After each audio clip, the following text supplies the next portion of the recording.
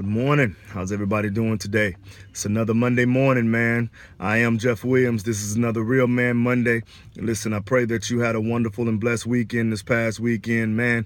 It is a beautiful, beautiful day here in South Louisiana today, man. So I pray wherever you are in the world, wherever you're watching from, wherever you're listening from, I pray that it is equally as beautiful wherever you are in the world today, man. And I thank you all for tuning in. Listen, for the past 2 weeks, man, I've been speaking on relationships. First week, I spent time talking about the fact that relationships are actually the foundation for how we live our lives. Everything that we do on a daily basis is somehow tied into relationships. And I spoke about how if we can effectively learn how to operate within relationships, we can ultimately effectively learn how to operate within our lives. And then on last week, man, for part 2, I spoke about the fact that if we're spending the majority of our time in some form of relationship, and if time is the most precious commodity that we own, it's the only thing that we own that once we spend it, it is gone and we can never recover from it. We can never get it back, and we can never recoup time or recover time. Once it's gone, it's just gone. And so I spoke about if relationships are how we're spending the most of our time, and time is our most valuable asset, then we have to get more serious about choosing those relationships that we're in wisely. And so today, man, on the third part, I want to continue talking about relationships. In part 3 today, man, I want to talk to you about effective communication within those relationships. All right, because the fact is this, relationships will ultimately rise and fall on our ability to communicate.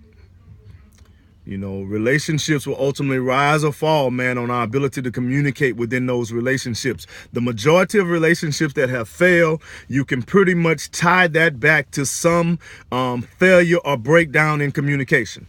And so when we're communicating with somebody, we have to understand that to communicate means that we transmit information that we are thinking or feeling so that it is satisfactorily received or understood by the opposite party.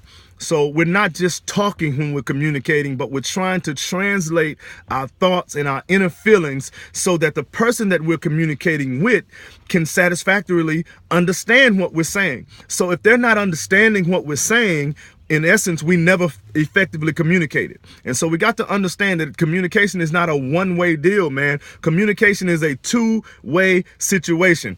Not only do I have to effectively communicate myself, but they have to effectively hear me and then respond to what it is that I'm saying. And so because most of our communication is not just verbal, but it's nonverbal, the number 2 thing I want to tell you is, man, effectively looking and listening is just as important as effectively speaking in relationships. Everybody values what they're saying in communication a whole lot. You got a lot of value for what I'm saying. You want to be heard.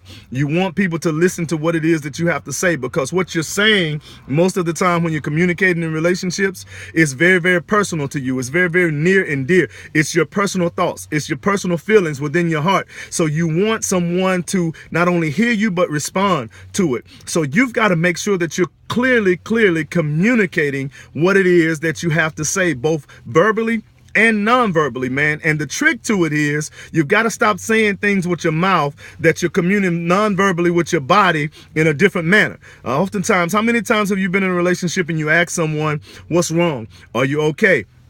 And they'll tell you, I'm fine, nothing's wrong. But you see, their body language is speaking something totally different than what they just said with the verbal communication out of their mouths. And so it's verbal and nonverbal, man. So it becomes very, very important that not only is it important for us to speak, but for us to listen, man, and to look so that we can observe what the other party is saying back to us, all right?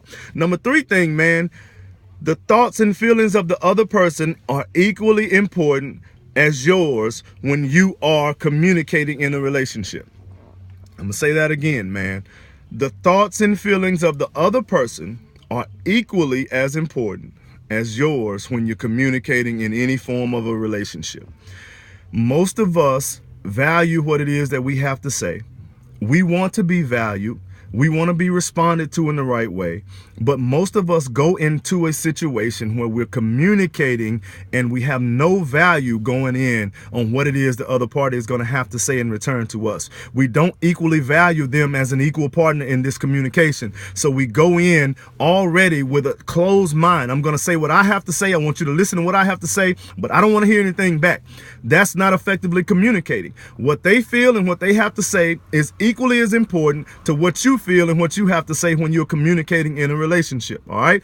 Number 4 thing, the other party can only properly respond to what you properly communicate. All right, I'm going to say that again because that's an important one. The other party can only properly respond to what you properly communicate. If you communicate in anger, if you communicate in a disrespectful manner, if you communicate based on false accusations, that is what they will respond to. You cannot communicate in anger, in disrespect, in false accusations, and then expect someone to communicate back to you respectfully without being angry. If you're communicating by yelling and screaming, if you're communicating by cursing somebody out, if you're communicating by disregarding or devaluing that person, then that's what you can expect to get in return, man. You've got to stop talking to people any kind of way and then expecting them to respond to you better than you responded to them. They can only respond properly to what you communicate properly. And so you got to understand you're going to get back what you put into it. You've heard the saying, you reap what you sow. If I sow anger, if I sow disrespect, that's what I'm going to get in return when I'm communicating with somebody. I cannot curse you out and then expect for you to speak to me in a respectful manner and in a decent manner. That's false expectations, man. So number 5 is this. You have to understand in relationships you're dealing with one or two things. You're dealing with breakdowns in communication, and then you're dealing with barriers in communication. Now, breakdowns in communication are a little bit easier to deal with. Breakdowns in communications are simply things that number 1, don't recognize that they need to be communicated. Or I may recognize that they need to be communicated, but I'm afraid to communicate it to the other party because I don't think that they're going to respond in the right way, or I'm going to assume that they don't understand. And so I just don't bring it up, or I don't mention it to them. Fellas, as men, we really, really got to be careful of this one because we cause a lot of breakdowns because we make the people that we're in relationships with fearful to come and speak to us, man, because of how we have responded to them in the past. And so we have breakdowns in communication because ultimately they're not coming to us and telling us what's wrong. They're not telling us how they really feel because they don't feel that we're going to respond to it, man. They feel that we're either going to blow it off or that we're not going to know how to effectively respond to what it is that they're telling us anyway. So as a result of that, there's a breakdown in communication and we just grow further and further apart because something is actually bothering me. Something is wrong, but I'm not willing to communicate it with you. So I just allow the distance to become my communication. That's why you have people who have been in relationships for a long, long time that don't really spend a lot of time around one another, don't really want to talk to one another. There's really ultimately nothing to talk about because what I want to talk about, what she wants to talk to you about, fellas, she wants to talk to you men about what's really been on her mind, how you've been acting, how you've been treating her. She wants to talk to you about those things, but she knows that you're not going to listen. So ultimately she just does not speak and there's a breakdown in the communication. So now you have no form of communication whatsoever. You grow distant, you grow apart, and ultimately you break up. The second way is barriers in communication. Now, barriers are harder to deal with, man, because barriers oftentimes they're built over a period of time. They're harder to bring down because they usually stem from some past issues and past relationships that you have. Barriers in communication we have to overcome, but they're harder to overcome because you actually brought this from a past relationship. It's not stemming from something that is personally happening in this relationship right now. So I may be unaware that it even exists. I don't even know that you have this problem. I don't know that you have this issue, and you have an issue communicating it with me, not because I currently have done something to break down our communication or create a barrier, but because your past relationship was so bad, and because now I'm being judged based on how the last person communicated with you. So we have a barrier in our communication. We build up a wall based on past hurt, past issues, past problems. And so now the current person has to deal with that barrier in communication to no fault of their own. It's unfair, man, and it's hard to deal with. It creates distance in a relationship as well, and ultimately will lead you to break up as well. And then the last thing I want to share with you, man, is you must have a clean state in this current relationship in your communication and not a carryover from a past relationship. Give the person that you're in a relationship right now a chance, man. Start them on a clean slate. Do not hold issues or problems from past communication issues against the person that you are ultimately in a relationship with right now at this particular point in time.